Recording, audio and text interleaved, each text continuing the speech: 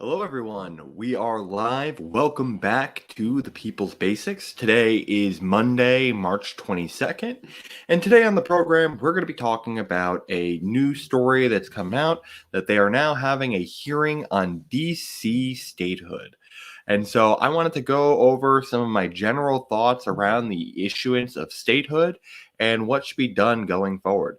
So let me share my screen and go through a little video of Muriel Bowser, who is the current mayor of Washington, D.C., making the case for why they think that they should have statehood. This video does not have volume in order to not copyright. And more liberal than some of you. But denying statehood would be unfair no matter who was affected. It would be unfair if we were conservatives from a rural district built around agriculture or an industrial city in the heartland. This is America, and Americans are entitled to equal protection under the law. And that's why we are demanding statehood. Yeah, so I think Muriel makes the case here pretty well of why they look for statehood.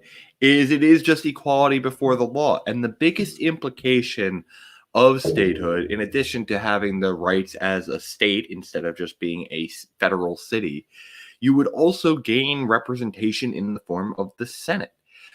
You would also gain representation in the form of the House. They don't get this power on the federal level that they are rightfully needing, because that is how they get anything done on a federal level that can impact them too. They have a population that is larger than several states. I believe it's larger than both Wyoming as well as Vermont. And so the case must be made of these roughly 600,000, it's a little bit less people, deserve some form of representation. Now, the question is, how should we deliver? There's a couple of cases to be made here. Case number one is the clear statehood case. But the second case is that we just try to have the actual residential areas of Washington, D.C., move out of D.C., and then it becomes part of something like Maryland, which was originally where the territory of D.C. was taken from. So I think there is question about whether or not it should be a state versus that population moving. But I do think that there is a clear-cut case that we need to be making sure that these over 500,000 people, nearly 600,000 people, have federal representation. And so I hope people will go out and support H.R. 51, which is a bill to try and get Washington, D.C. statehood. Originally, the framers did not want to have that because they did not want to have necessarily federal authorities being so overseen by an individual state. And so I think it's reasonable whether or not we want the actual capital itself included in that DC statehood, or if we should carve that out separately. It's of my opinion that we should leave the capital separately from a statehood, but that we should take the majority of the state of DC and make that its own individual state, because that is clearly what the people there have been demanding, and that is what they have elected their mayor, who is now advocating for this. So that is clearly the will of those people. And so I think we should respect that will to give them the right to statehood of their own individual autonomy. That being said, the last thing that I want to note on this is that DC is not the only group that is looking for statehood. A lot of our territories are considering going for statehood. Most recently, Puerto Rico, in this past election cycle, had a referendum on whether or not they wanted to go forward and apply for statehood. They passed that referendum. And so now it is up to Congress on whether or not they want to admit Puerto Rico. And so I think personally we should be trying to admit both states, or both territories, city, into a state.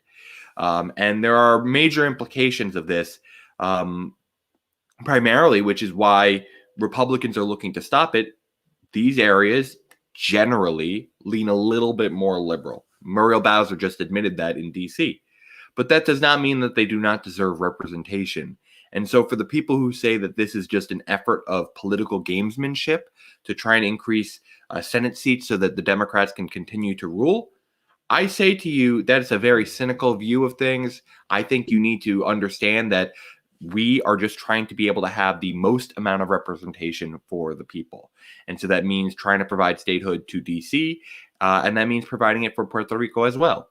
And so, a lot of people, even progressives, push back on the whole Puerto Rico thing. And they're like, oh, no, just let them have self-determination. Like, we shouldn't be this imperialist trying to admit them into the union. Like, let them make their own decision. Well, they did. They made a referendum and they voted to try and join the United States. We should respect that. Let them self-govern. And what their self-governance is they want to become a state. And we should allow that to happen.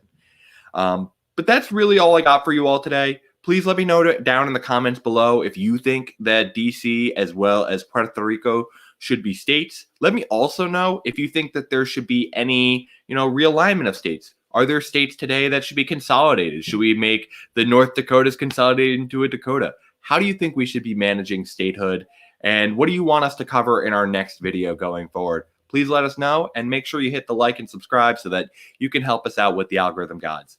We'll be back tomorrow, friends, with hopefully another Commoner's Corner segment. And we want to remind you all to go check the description section down below to be able to sign up and participate in one of those episodes.